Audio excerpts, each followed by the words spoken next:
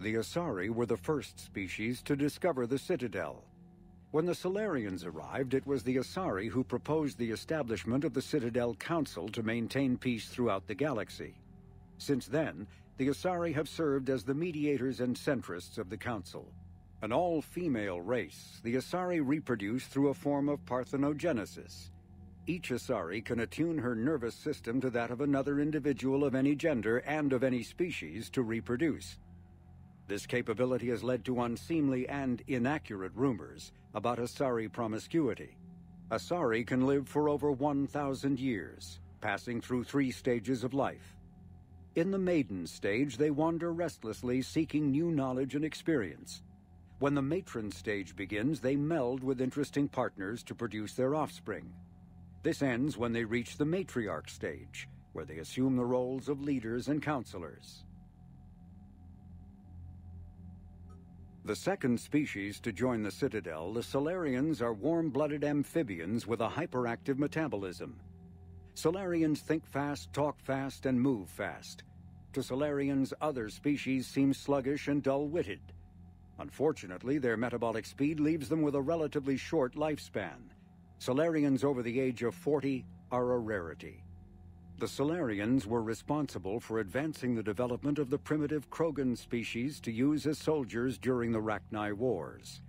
They were also behind the creation of the Genophage bioweapon the Turians used to quell the Krogan rebellions several centuries later. Solarians are known for their observational capability and non-linear thinking. This manifests as an aptitude for research and espionage. They are constantly experimenting and inventing, and it is generally accepted that they always know more than they're letting on. Roughly 1,200 years ago, the Turians were invited to join the Citadel Council to fulfill the role of galactic peacekeepers. The Turians have the largest fleet in Citadel space, and they make up the single largest portion of the Council's military forces. As their territory and influence has spread, the Turians have come to rely on the Solarians for military intelligence and the Asari for diplomacy. Despite a somewhat colonial attitude towards the rest of the galaxy, the ruling hierarchy understands they would lose more than they would gain if the other 2 races were ever removed. Turians come from an autocratic society that values discipline and possesses a strong sense of personal and collective honor. There is lingering animosity between Turians and humans over the First Contact War of 2157, which is known as the Relay 314 incident to the Turians. Officially, however, the 2 species are allies, and they enjoy civil, if cool, diplomatic relations.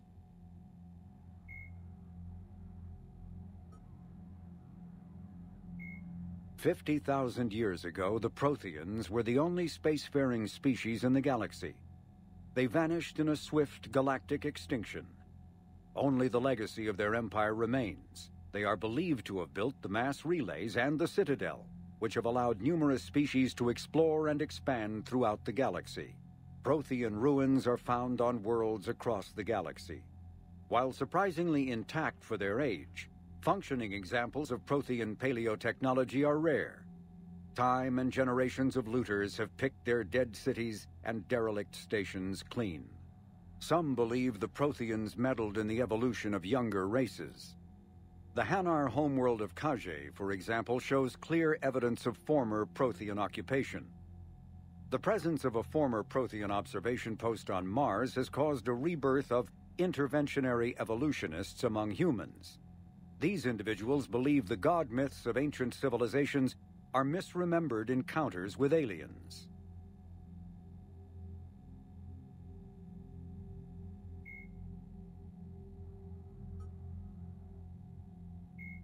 In the early 2160s, the Alliance began aggressive colonization of worlds in the Skyllian Verge, much to the dismay of the Batarians, who had been developing the region for several decades.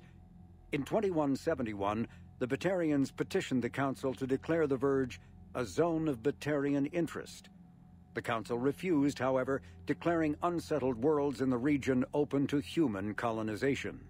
In protest, the Batarians closed their Citadel embassy and severed official diplomatic relations with the Council, effectively becoming a rogue state.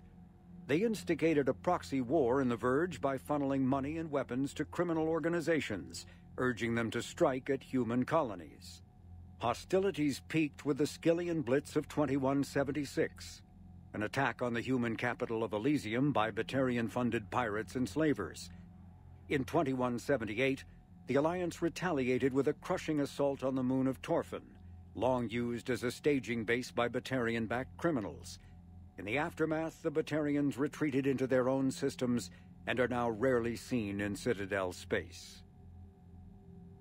2 centuries ago, the Hanar helped 375,000 members of the Drell race migrate to the Hanar homeworld Kage to escape the environmental extermination that had claimed the remaining 11 billion Drell.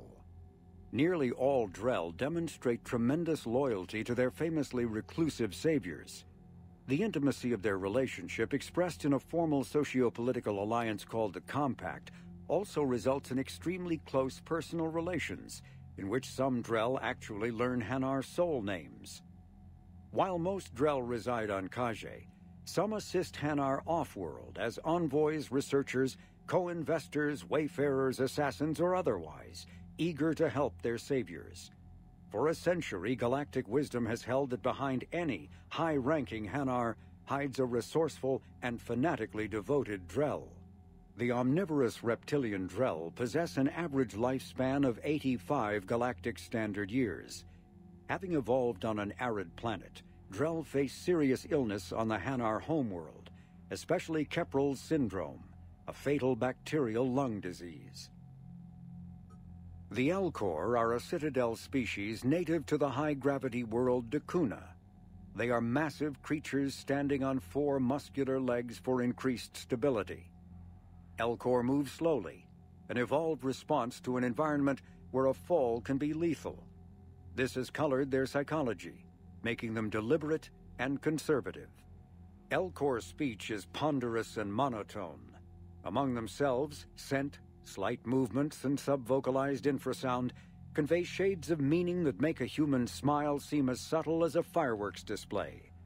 Since their subtlety can lead to misunderstandings with other species, the Elcor often go out of their way to clarify when they are being sarcastic, amused, or angry. Dakuna's high gravity impedes mountain formation. Most of the world consists of flat, open plains, which prehistoric Elcor wandered across in small family bands.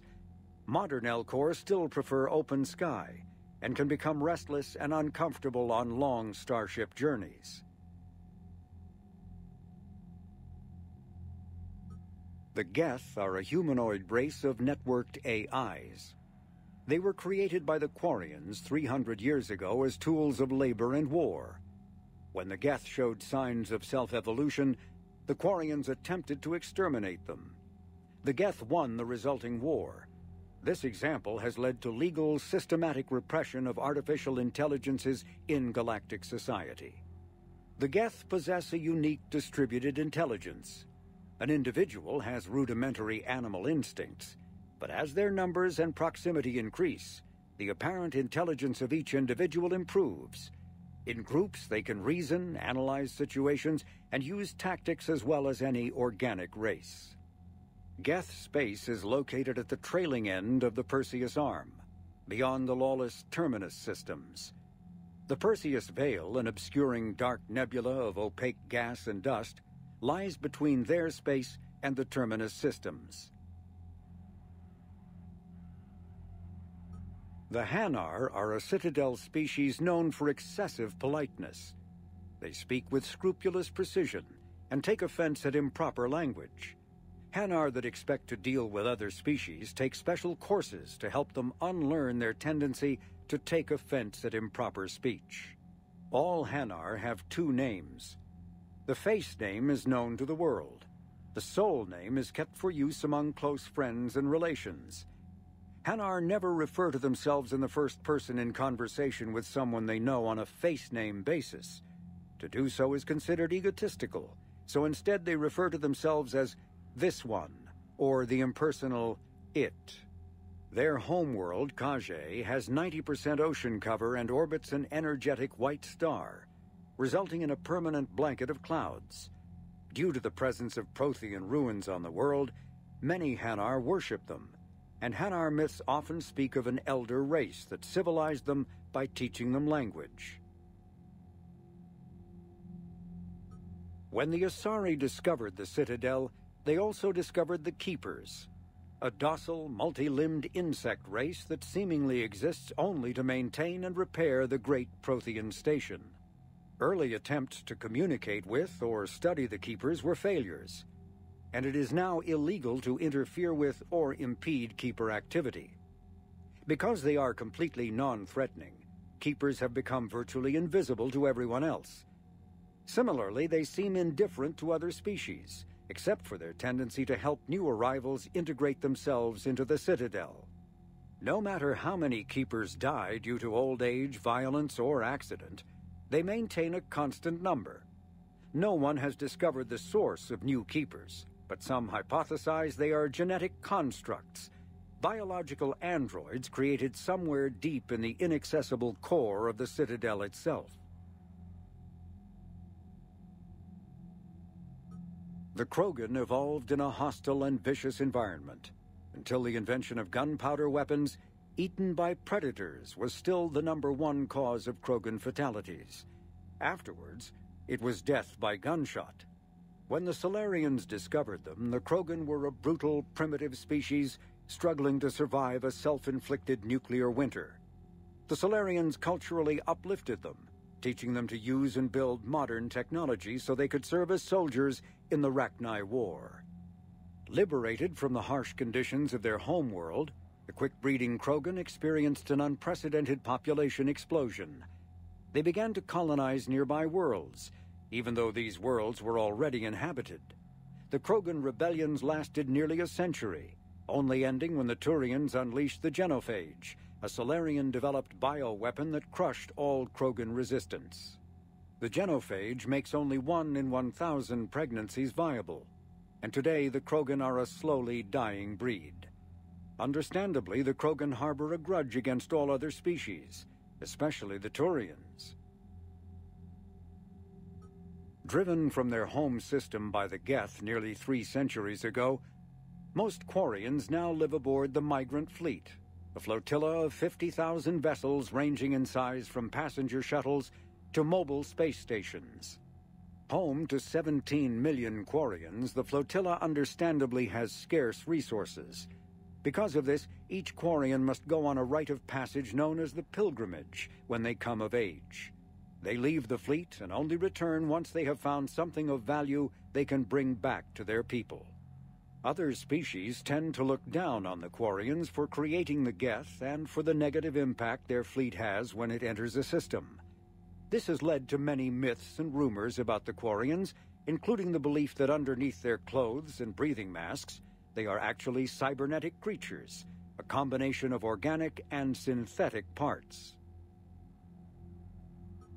The Volus are a member species of the Citadel with their own embassy, but they are also a client race of the Turians. Centuries ago, they were voluntarily absorbed into the hierarchy, effectively trading their mercantile prowess for Turian military protection. Irun, their home world, lies far beyond the normal life zone of its star. However, the world has a high-pressure greenhouse atmosphere that traps enough heat to support an ammonia-based biochemistry. As a result, the Volus must wear pressure suits and breathers when dealing with other species, as conventional nitrogen-oxygen air mixtures are poisonous to them, and in the low-pressure atmospheres tolerable to most species, their flesh will actually split open. Volus culture is tribal, bartering lands and even people to gain status. This culture of exchange inclines them to economic pursuits. It was the Volus who authorized the Unified Banking Act, and they continue to monitor and balance the Citadel economy.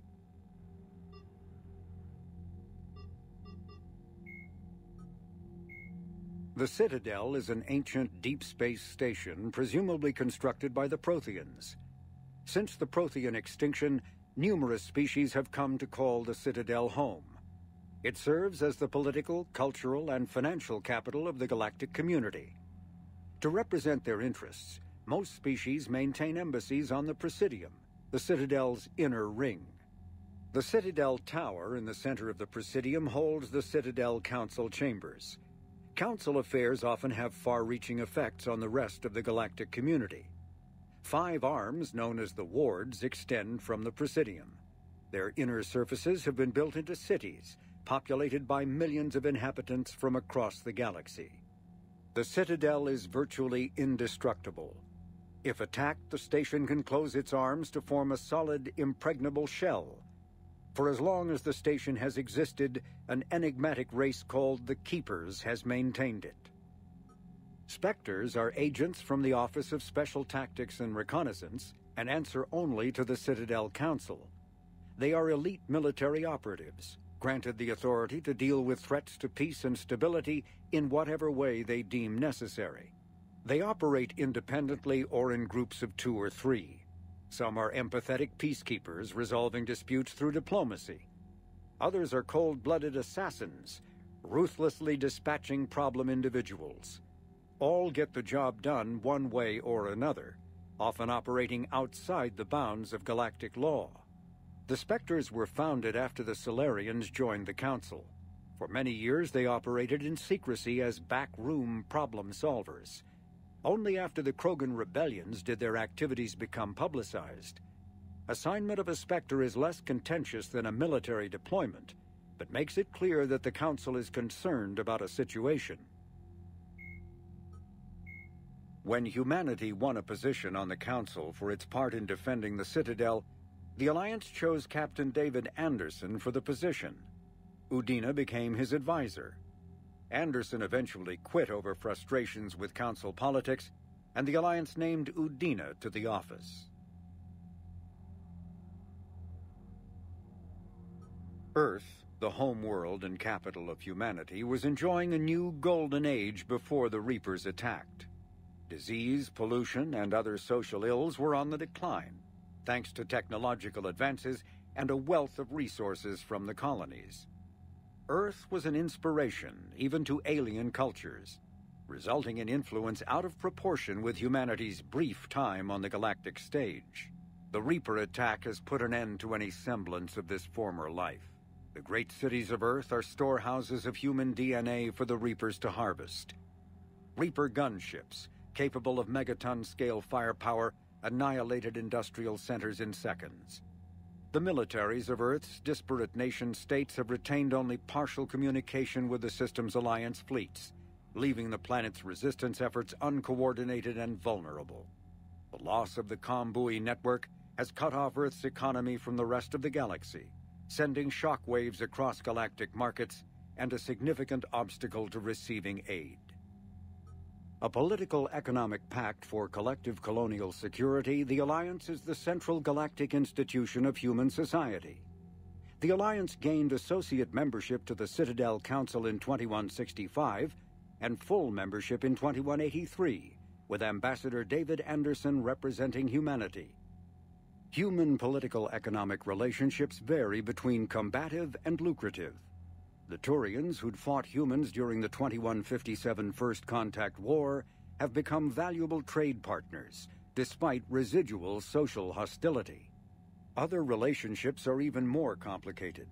The rapid rise of human political influence on the Council, achieving in decades what others waited or are still waiting centuries to acquire, has galvanized suspicion and resentment against humanity. That negativity is vastly outweighed by the respect and trust humanity earned by saving the Council during the 2183 attack on the Citadel, at the cost of Alliance cruisers Cairo, Cape Town, Emden, Jakarta, Madrid, Seoul, Shenyang, and Warsaw, and their 2,400 crew. The system's alliance is an independent supranational government representing the interests of humanity as a whole. The alliance is responsible for the governance and defense of all extrasolar colonies and stations. The alliance grew out of the various national space programs as a matter of practicality. Sol's planets had been explored and exploited through piecemeal national efforts. The expense of colonizing entire new solar systems could not be met by any one country. With humans knowing that alien contact was inevitable, there was enough political will to jointly fund an international effort. Still, the Alliance was often disregarded by those on Earth until the First Contact War. While the national governments dithered and bickered over who should lead the effort to liberate Shanxi, the Alliance fleet struck decisively. Post-war public approval gave the Alliance the credibility to establish its own parliament and become the galactic face of humanity. Admiral Stephen Hackett is a decorated officer in the Systems Alliance, currently assigned to Arcturus Station on the far side of the Sol Relay. In the battle for the Citadel, Admiral Hackett commanded the Fifth Fleet. Following that victory, he was promoted to head of the Alliance military. Hackett was born to a single mother in Buenos Aires in 2134. When his mother died in the pandemic of 2146, he was placed in the Advanced Training Academy for Juveniles, where his superior talents in science and leadership quickly became evident. Hackett enlisted in 2152, volunteering for high-risk missions to colonize space beyond the Sol Relay. He was commissioned as a second lieutenant on Arcturus Station in 2156, and soon proved his ability in the First Contact War. His rare ascent from enlisted man to admiral remains an Alliance legend. Admiral David Edward Anderson is a career military officer in the Systems Alliance Navy. Born in London in 2137, he later moved to Arcturus Station and became the first graduate of the Alliance's now renowned N-7 Marine program. Anderson is one of the Alliance's most decorated Special Forces operatives and served with honor during the First Contact War. He was the original captain of the SSV Normandy before relinquishing command to his XO, Commander Shepard. After the Alliance victory in the Battle of the Citadel, Anderson briefly served as the Citadel's first human counselor. He soon became embroiled in a Cerberus plot to abduct his friend Kaylee Sanders, however, and learned that he was unable to live a life without action. He stepped down as counselor and returned to the military to prepare for the Reaper invasion. The Alliance Parliament named Donald Udina as his successor. Lieutenant Commander Ashley Williams is a career military officer with the Systems Alliance. Born in 2158 to a military family, Williams enlisted directly out of high school, splitting time between Earth and hostile environment training on Titan.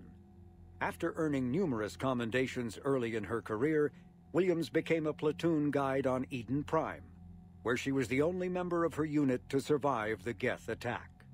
Williams then served as gunnery chief under Commander Shepard on the SSV Normandy and was promoted to lieutenant commander after the Battle of the Citadel. More recently, an Alliance tribunal called on Williams to testify about her experience with the Reapers. Dr. Liara Tassoni is an Asari information broker with a background in scientific research on Prothean technology. Born on Thessia in 2077, she is the only child of the late matriarch Benezia. Although mother and daughter became estranged in the years before Benezia was indoctrinated by the Reaper known as Sovereign. Tassoni is also a highly trained biotic who served under Commander Shepard aboard the SSV Normandy before the ship was destroyed in a collector attack. Before she became involved in galactic affairs, Dr. Tassoni spent 50 years researching the Protheans' technology and the mystery of their extinction. She now divides her time between uncovering Prothean ruins and consulting with noteworthy representatives of the various Citadel races. The Enhanced Defense Intelligence, or EDI, serves as an information source and cyber warfare defense system on the rebuilt Normandy SR-2. The ship's crew can access EDI at any terminal or through radio contact. During an attack from a collector vessel, pilot Jeff Joker Moreau gave EDI full access to the Normandy systems, allowing the ship to escape. Although EDI retains the control that Moreau gave her, she is usually content to advise the organic crew members who fly and maintain the ship. Garrus Vakarian is a noted Turian sharpshooter and combat engineer. He was born on Palaven and became a Citadel security officer like his father, but left the force when superiors shut down his investigation into the rogue specter Saren Arterius. Vakarian eventually discovered that Saren had been indoctrinated by the Reaper known as Sovereign. Vakarian eventually found his way to the criminal haven of Omega and assumed the name Archangel. There, he and a small group of operatives worked to disrupt the settlement's powerful mercenary groups until Shepard recruited him. The Turian narrowly survived the Second Normandy's attack on the Collectors. More recently, Vicarian has become the head of a Turian task force focused on preparing for the Reaper invasion. Dr. Morden Solus is a master geneticist and former operative for the Solarian Special Tasks Group. Dr. Solus is well known for his work in perpetuating the Genophage, a biological weapon that almost completely sterilized the Krogan species. He eventually left the STG to open a clinic on Omega, where his combat skills kept the clinic safe and operational amid Omega's lawless society. In 2185, Commander Shepard recruited Dr. Solus to research the Collectors and the Reapers. He was a member of the Normandy crew that traveled beyond the Omega-4 relay to attack the Collectors. He survived the mission, but his current whereabouts are unknown. Flight Lieutenant Jeff "Joker" Moreau is a respected pilot with the Alliance Navy. Born and raised on Arcturus Station, he is widely considered to be the best helmsman in the system's alliance. Moreau enlisted with the Navy directly out of school and quickly gained the respect of his superiors. He served as pilot of both the Normandy SR-1 and its successor, the SR-2, and was at their respective helms during the Battle of the Citadel and the assault on the Collectors. Moreau suffers from Vrolik syndrome, a rare debilitating disorder also known as brittle bone disease. Miranda Lawson is a high-ranking former Cerberus operative and a human biotic. Lawson headed Project Lazarus, the Cerberus operation that brought Commander Shepard back from the brink of death after the first Normandy was destroyed. Lawson is herself an example of the achievements possible through genetic engineering. She was created in 2150 through manipulation of her father's DNA. Her entire physical and mental composition was deliberately engineered, including a longer lifespan and a superior immune system. Lawson accompanied Commander Shepard on the maiden voyage of the Normandy SR-2 and was part of the crew responsible for the defeat of the Collectors. She has since left Cerberus. Her current whereabouts are unknown. Dr. Karen Chakwas is a trauma surgeon and a major in the Alliance Navy. She served on the SSV Normandy under both Captain Anderson and Commander Shepard, and was aboard the ship when it was destroyed by the Collectors. She later quit the Alliance in order to rejoin Shepard on the Cerberus-built Normandy SR-2. Along with most of the Second Normandy's crew, Dr. Chakwas was kidnapped by the Collectors and taken beyond the Omega-4 relay, where Commander Shepard eventually rescued her. After the Alliance impounded the Normandy SR-2, an inquiry found that Dr. Chakwas had no significant role in or provable knowledge of Cerberus's criminal activities. She has since rejoined the Alliance. In recent years, the pro-human syndicate known as Cerberus has seen its influence grow galaxy-wide. The largely untraceable organization now includes private intelligence agencies, biotics laboratories, research facilities, and the lucrative corporations that provide a front for it all. Cerberus's charismatic leader, known only as the Elusive Man, drives the organization's philosophy and interests. The level of secrecy he maintains puts professional intelligence agencies to shame. As Cerberus grows, so too does public distrust of the organization.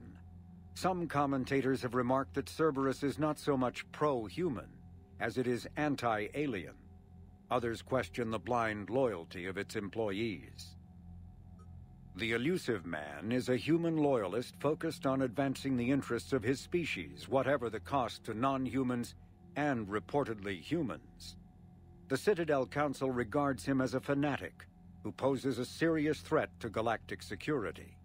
The reclusive tycoon is the head of Cerberus, an organization that furthers his pro-human agenda throughout the galaxy. His views have led him into questionable alliances. Recent rumors go so far as to suggest that the Elusive Man may even have allied with the Reapers. The John Grissom Academy, founded in 2176, is the Alliance's premier school for young human biotics. The institution is housed in a space station in orbit over the human colony of Elysium. Its main program, the Ascension Project, is designed both to train and monitor young biotics, as well as help them integrate into society after graduation. Unlike the project's previous incarnation, Biotic Acclimation and Temperance Training, or BAT, the training is not exclusively military in nature. The Academy also employs scientific personnel, including Dr. Kaylee Sanders, to develop synthetic intelligence systems and biotic amplifiers like the new L4 implants. Alternating between large oceans and land masses covered in flora, the Solarian homeworld Surkesh is known for its humid climate and lush vegetation. As with the rainforests that once covered Earth, the planet's many forests enjoy a rich biodiversity. The Solarian desire for intellectual stimulation drove them long ago to explore every aspect of their environment, developing ways to thrive without consequences detrimental to their habitat.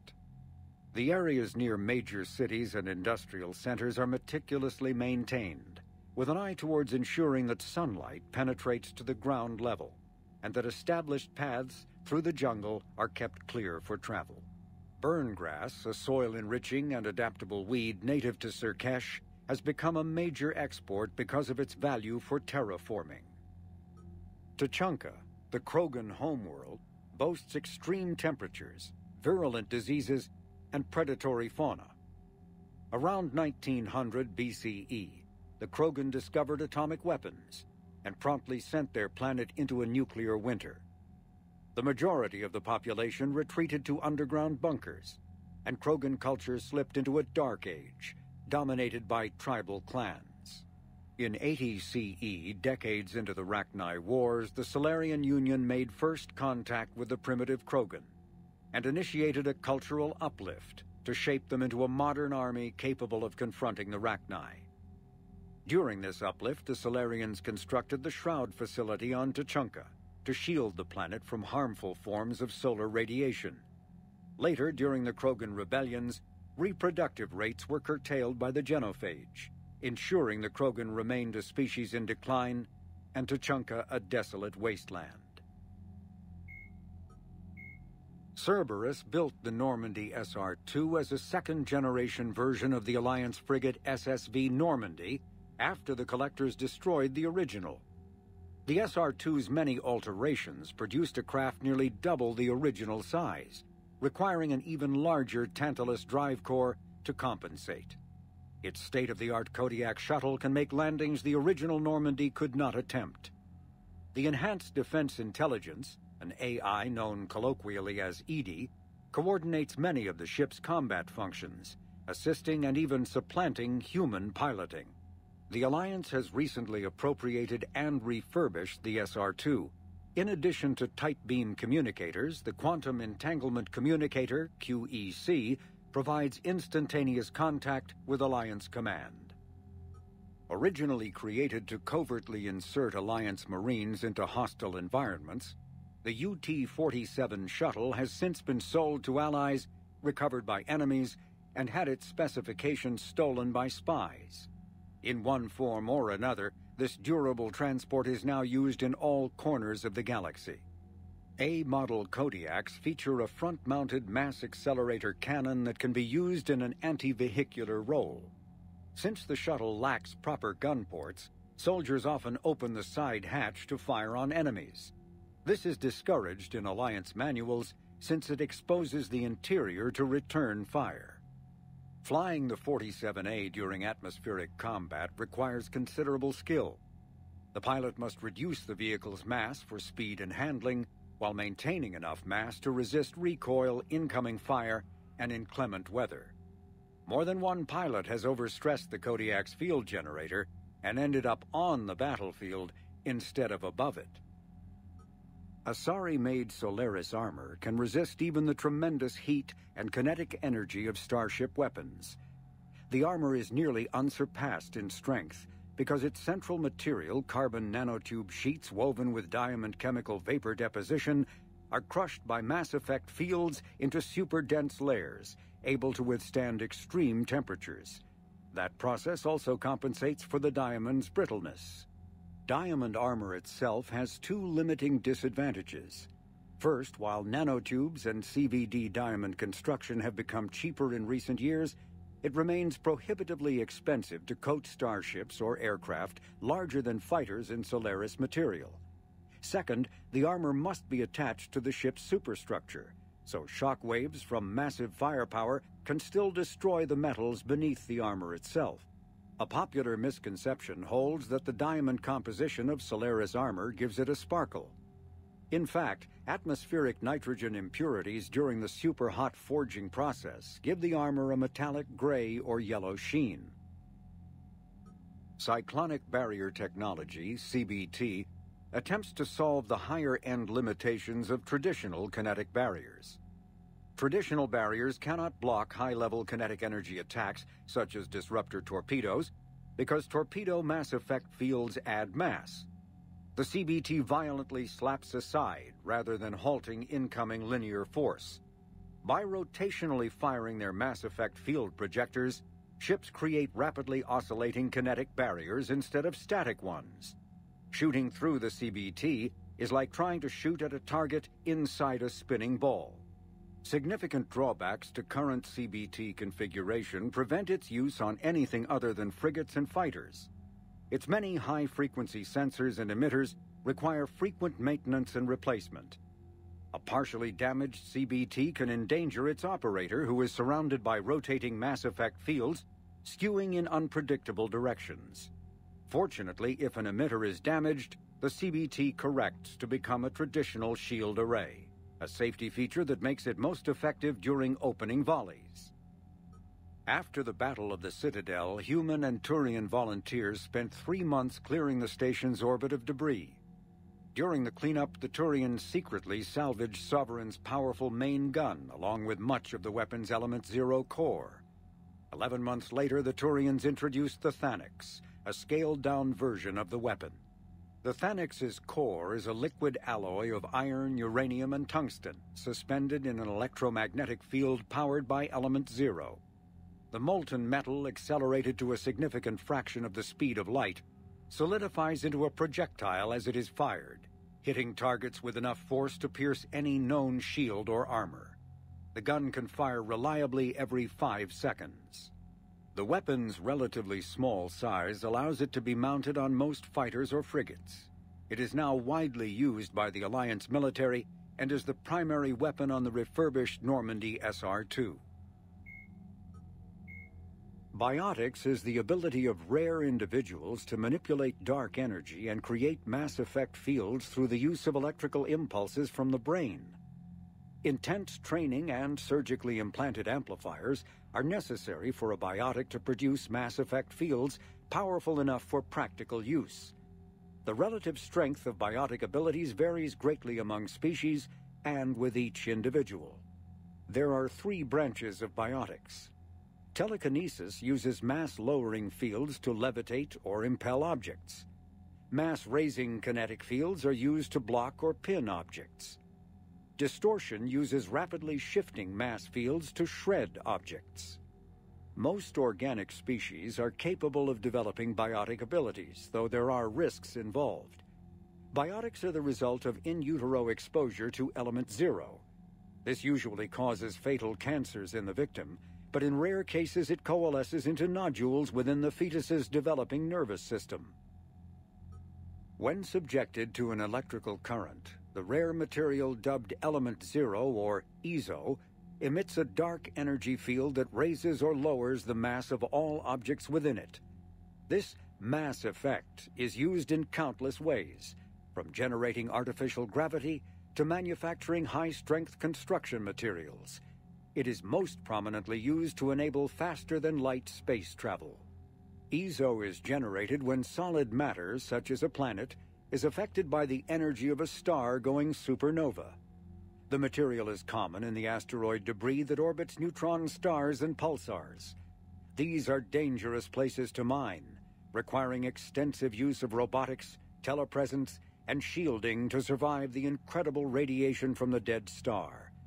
Only a few major corporations can afford the setup costs required to work these primary sources. Humanity discovered refined Element Zero at the Prothean Research Station on Mars, allowing them to create mass effect fields and develop FTL travel. Element Zero can increase or decrease the mass of a volume of space-time when subjected to an electrical current. With a positive current, mass is increased. With a negative current, mass is decreased. The stronger the current, the greater the magnitude of the dark energy mass effect. In space, low-mass fields allow FTL travel and inexpensive surface-to-orbit transit. High-mass fields create artificial gravity and push space debris away from vessels. In manufacturing, low-mass fields permit the creation of evenly blended alloys, while high-mass compaction creates dense, sturdy construction materials. The military makes extensive use of mobility-enhancing technologies, with mass effect utilizing fighting vehicles standard frontline issue in most military forces. Mass effect fields are also essential in the creation of kinetic barriers or shields to protect against enemy fire. Once believed to be of Prothean origin, mass relays were in fact created by the Reapers, using technology far beyond that of other living species. The enormous structures, scattered throughout the stars, create corridors of virtually mass-free space. This allows instantaneous transit between locations normally separated by years or even centuries, using conventional FTL drives. Primary mass relays can propel ships thousands of light years. The flight path, however, is fixed to a single relay elsewhere in the galaxy. By contrast, secondary relays, while only capable of propelling ships a few hundred light years, can reach any other relay within their limited range. Many primary relays lie dormant, their destinations not yet known. These relays are often left inactive on purpose, as established civilizations are unwilling to blindly open a passage that might connect them to a new hostile species. The Reapers do not share the same concern, and freely use the dormant relays. Metagel is a common medicinal salve used by paramedics, EMTs, and military personnel. It combines several useful applications: a local anesthetic, disinfectant, and clotting agent all in one. Once applied, the gel is designed to grip tight to flesh until subjected to a frequency of ultrasound. It is sealable against liquids, most notably blood, as well as contaminants and gases. The gel is a genetically engineered bioplasm created by the Certa Foundation, a medical technology megacorp based on Earth. Technically, Metagel violates Council laws against genetic engineering, but so far it has proved far too useful to ban. Omni-tools are handheld devices that combine a computer microframe, sensor analysis pack, and manufacturing fabricator. Versatile and reliable, an Omni-tool can be used to analyze and adjust the functionality of most standard equipment, including weapons and armor, from a distance. The fabrication module can rapidly assemble small three-dimensional objects from common reusable industrial plastics, ceramics, and light alloys. This allows for field repairs and modifications to most standard items, as well as the reuse of salvaged equipment. Omni-tools are standard issue for soldiers and first-in colonists. The Mars archives describe a superweapon that the Alliance has named the Crucible, which exploits the technology of mass effect relays. Beyond the basic principles, however, researchers know little about how the weapon actually works. One popular theory suggests that since relays can transfer matter and energy across the galaxy with little regard for distance, it may be possible to create a weapon for which range is barely a factor. Duplicating the advanced science used to build the relays has proven difficult, however. If the Crucible were completed, the challenge would become tuning the weapon to kill a Reaper halfway across the galaxy without inflicting unthinkable levels of collateral damage. What is clear is that the Crucible's construction is a massive effort, drawing resources from throughout explored space. Staggering financial costs have been disregarded in the common effort to create something, anything, that can stop the Reapers. The Genophage bioweapon was created to end the Krogan rebellions. The Turians fought the Krogan to a standstill, but the sheer weight of Krogan numbers indicated they could not be stopped through conventional means. The Turians collaborated with the Solarians to engineer a genetic counter to the Krogan's rapid breeding. The Genophage virus replicated by eating key genetic sequences, altering every cell of Krogan physiology, so the Krogan could not use gene therapy to fix the affected tissues.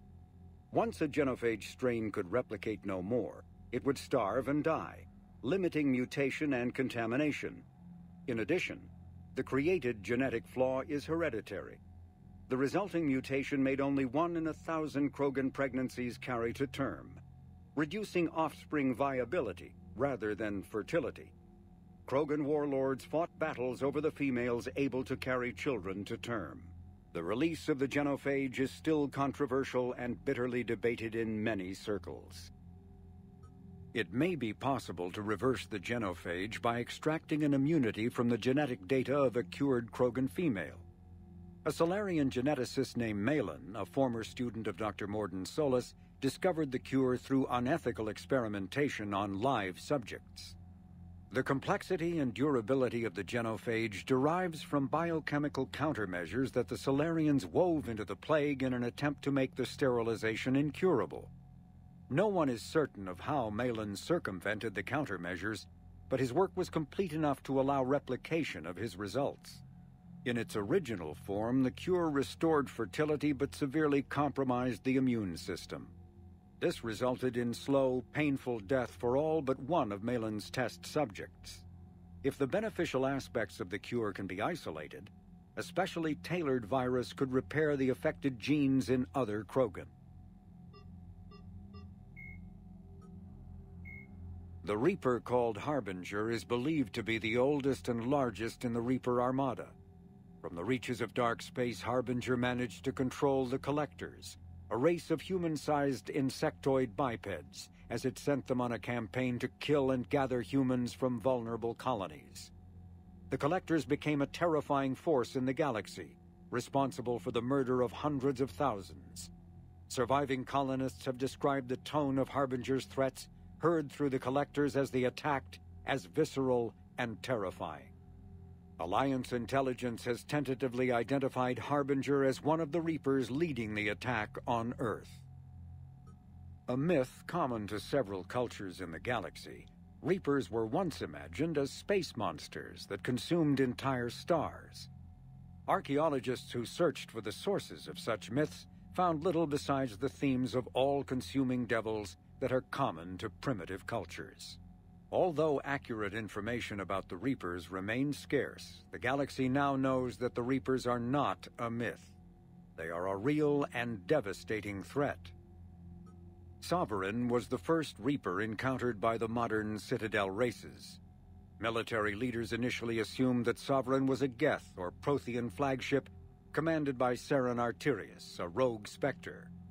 The truth was far more alarming. The massive ship was itself intelligent, and Saren proved to be under its control. The attacks by Sovereign against Eden Prime and the Citadel removed any uncertainty about the Reaper's technological superiority.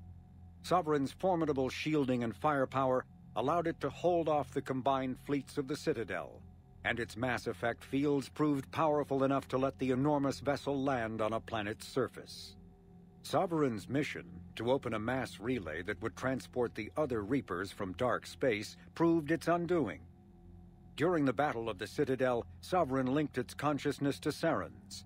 When Saren's death corrupted the signal and shut down Sovereign's shields, Sovereign's destruction soon followed. Reaper indoctrination is an insidious means of corrupting organic minds, reprogramming the brain through physical and psychological conditioning using electromagnetic fields, infrasonic and ultrasonic noise, and other subliminal methods. The Reaper's resulting control over the limbic system leaves the victim highly susceptible to its suggestions. Organics undergoing indoctrination may complain of headaches and buzzing or ringing in their ears. As time passes, they have feelings of being watched and hallucinations of ghostly presences. Ultimately, the Reaper gains the ability to use the victim's body to amplify its signals, manifesting as alien voices in the mind. Indoctrination can create perfect deep cover agents, A Reaper's suggestions can manipulate victims into betraying friends, trusting enemies, or viewing the Reaper itself with superstitious awe. Should a Reaper subvert a well-placed political or military leader, the resulting chaos can bring down nations. Long-term physical effects of the manipulation are unsustainable. Higher mental functioning decays, ultimately leaving the victim a gibbering animal. Rapid indoctrination is possible, but causes this decay in days or weeks. Slow, patient indoctrination allows the thrall to last for months or years. The Citadel races have classified the known variants of Reapers into 4 types. Capital ships are Sovereign-class Reapers 2 kilometers in length. They typically target the dreadnoughts, defense installations, and industrial cities of organic civilizations. Experts believe the Reapers harvest a single species of organics during each cycle of extinction to create these massive ships. Some capital ships are capable of launching small drones equivalent to fighters. Destroyers are 160 meters long and, in astounding numbers, make up the bulk of the Reaper fleet. They engage cruisers and other smaller ships, as well as communications posts and enemy command centers. Research suggests destroyers are created from those species that are not harvested to make capital ships. Troop transports carry husks to unconquered planets and bring victims of the harvest to Reaper processing centers. They vary in length from 200 meters to 1 kilometer, but unlike capital ships and destroyers, do not appear to be self-aware. Instead, other Reapers operate troop transports remotely. Processors, also called slaughter ships, are mobile centers for mass DNA harvesting. Like troop transports, processors appear to be remotely operated by sapient Reapers. The Brute is a hulking amalgamation of Turian and Krogan victims of the Reapers. Because tissue from dextroprotein species like the Turians is incompatible with levoprotein species like the Krogan, implants regulate the Brute's body chemistry to combat organ rejection. It is the fusion of Turian military skill and Krogan blood rage that makes the Brute such a formidable enemy, capable of destroying armored vehicles to get to the soldiers inside. Troops are advised to keep their distance and, whenever possible, not engage a Brute alone. Cannibals are frontline Reaper units created from corrupted Batarians. The nickname refers to their propensity to devour the bodies of fallen comrades. This triggers a biochemical process through which the cannibals spontaneously heal themselves and grow new chitinous armor. The transformation also appears to give cannibals a greater awareness of their surroundings, leading to more strategic behavior and careful use of battlefield cover. Husks are the aggressive, mindless foot soldiers of the Reaper armies. They are created by impaling either living or dead humans on mechanical spikes that rapidly extract water and trace minerals and replace them with cybernetics. These cybernetics reanimate the lifeless flesh and tissue, transforming the bodies into horrifying killing machines. The Reapers use large groups of husks to overwhelm the enemy. The husks' inability to feel pain, as well as their tendency to attack in groups, makes them particularly deadly adversaries. Marauders are harvested Turians that command and protect other Reaper troops. The lean, armored creatures present a significant threat in and of themselves, but they are especially dangerous when leading a Reaper task force.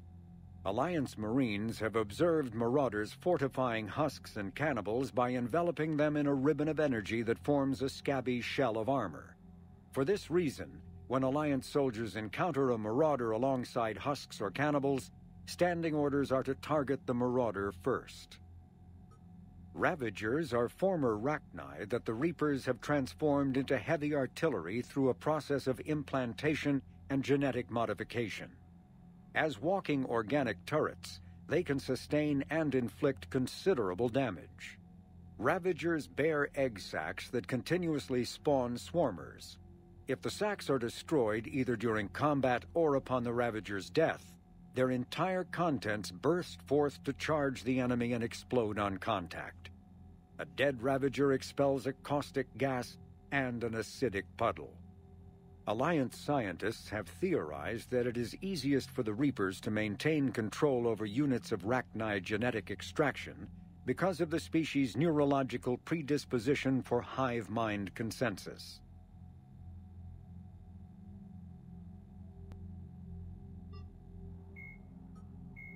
Although melee combat applications for the Omni tool are almost as old as the device itself, the feature was largely unused prior to the Reaper invasion. The need to take on multiple husks in close quarters forced the Alliance to develop ways to enhance the tool's offensive capability. The most common melee design is the Omni Blade, a disposable silicon carbide weapon flash-forged by the tool's mini-fabricator. The transparent, nearly diamond-hard blade is created and suspended in a mass effect field safely away from the user's skin. Warning lights illuminate the field so the searing hot blade only burns what it is intended to: the opponent. More technically adept soldiers frequently modify their Omni tools to maximize stopping power through electrical, kinetic, or thermal energy. Some troops integrate the weapon with their kinetic barriers, transforming the Omni tool into a wrist-mounted bludgeon. Others fabricate flammable gases, held in place by a mass effect field and ignited upon impact. All prove deadly surprises for opponents who expect a disarmed Alliance warrior.